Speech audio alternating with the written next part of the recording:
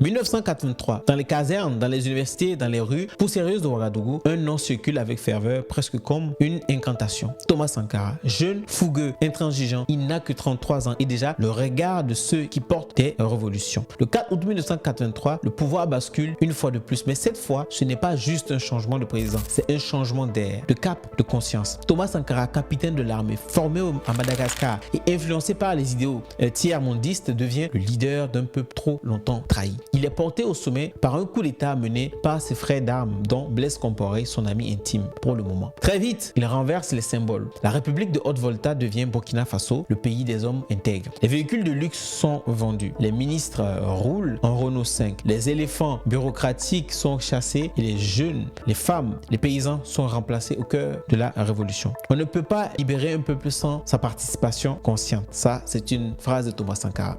Il lance des campagnes de vaccination, combat la corruption, distribue des terres aux paysans, donne la parole aux femmes, lutte contre l'impérialisme. Et il ose dire non aux puissances, aux dettes coloniales, aux dictats de Paris et de Washington. Mais Sankara dérange, à l'intérieur comme à l'extérieur. Il devient une menace trop radicale, trop intègre, trop indépendant, et pendant que lui rêve d'une Afrique debout, certains murmurent sa chute. 15 octobre 1987, des rafales de Kalachnikov brisent le silence. Thomas Sankara est assassiné dans l'enceinte du Conseil national de la Révolution par ceux-là même qu'il avait porté au pouvoir. Son ami Blaise Compaoré s'installe à sa place. Le choc est immense, le peuple est paralysé, le rêve s'effondre, mais pas l'espoir. Car Thomas Sankara ne mourra jamais dans le cœur des Burkinabés. Il est devenu un mythe, un modèle, un symbole, un homme qui a osé rêver et surtout un homme qui a osé vivre pour ses rêves, quitte à en mourir.